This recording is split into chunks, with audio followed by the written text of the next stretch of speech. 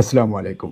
এসো দেশ বদলাই, পৃথিবী বদলাই, এই স্লোগানকে সামনে রেখে নড়াইলে 20 দিন ব্যাপী তারুণ্য উৎসব ও যুব সমাবেশ উদ্বোধন করা হয়েছে।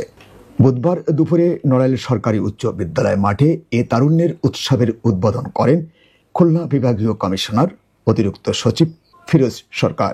উদ্বোধনী অনুষ্ঠানে যুব সমাবেশে আলোচনা সভায় নড়াইলের জেলা প্রশাসক শারমিন আক্তার জাহানের সভাপতিত্বে প্রধান অতিথির বক্তব্য রাখেন খুলনা বিভাগীয় কমিশনার অতিরিক্ত সচিব ফিরোজ সরকার। যাদের আত্মত্যাগের বিনিময়ে আমরা বাংলাদেশ দ্বিতীয়বারের মতো পেয়েছি স্বাধীনভাবে, আমরা তাদেরকে স্মরণ করি। আমরা এই আজকের তারুণ্যের মেলা, যে আজকে আমরা দেখছি যে তারুণ্য উৎসব 2025, মাননীয় প্রধান উপদেষ্টা মহোদয়ের বেঞ্চার তরুণদেরকে কিভাবে বিপথে যাতে না যায়, কিভাবে তরুণদেরকে বিভিন্ন ইয়েতে কাজে লাগানো যায়, কিভাবে তাদেরকে বিভিন্ন কৃষ্টি এবং কালচারে আসক্ত করা যায়, পজিটিভলি নট নেগেটিভলি, এই বিষয়টা ওনার মাথায় এসেছে এবং উনি তাদেরকে কিভাবে ভবিষ্যতের কর্ণধার হিসেবে গড়ে তোলা যায়, এই চেষ্টাটাই উনি করছেন এই প্রোগ্রামের মাধ্যমে।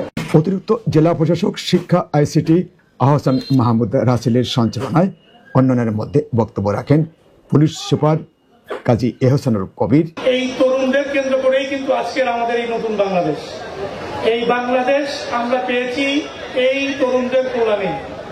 তো এই তরুণদের মানসিক, শারীরিক এবং অন্যান্য বিকাশ এবং তরুণদের যেই ভবিষ্যতে দেশ গঠনে তাদের যে অবদান হবে, সেইগুলোকে মাথায় নিয়েই আমাদের বর্তমান প্রধান উপদেষ্টা, বর্তমান সরকার কাজ করে যাচ্ছেন।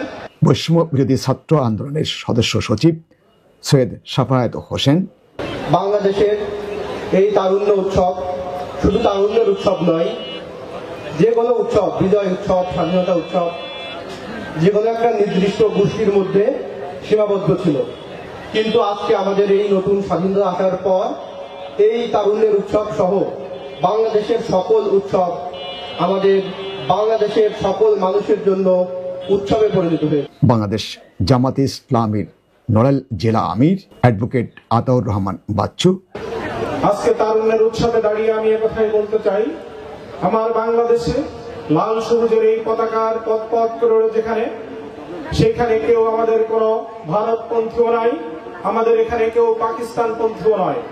আজকে যদি আমরা একজনকে ভারতপন্থী বলি আর একজনকে যদি পাকিস্তানপন্থী বলি, এভাবে যদি আমরা বিভক্ত হতে থাকি, তাহলে অনুষ্ঠান উদ্বোধন শেষে তারুণ্যের উৎসব ও যুব সমাজকে কেন্দ্র করে যে মেলা বসেছে নড়াইল সরকারি উচ্চ বিদ্যালয়ের মাঠে, সেই মাঠে মেলার স্টলগুলো ঘুরে দেখেন বিভাগীয় কমিশনার সহ জেলার বিভিন্ন দপ্তরের কর্মকর্তা বৃন্দ।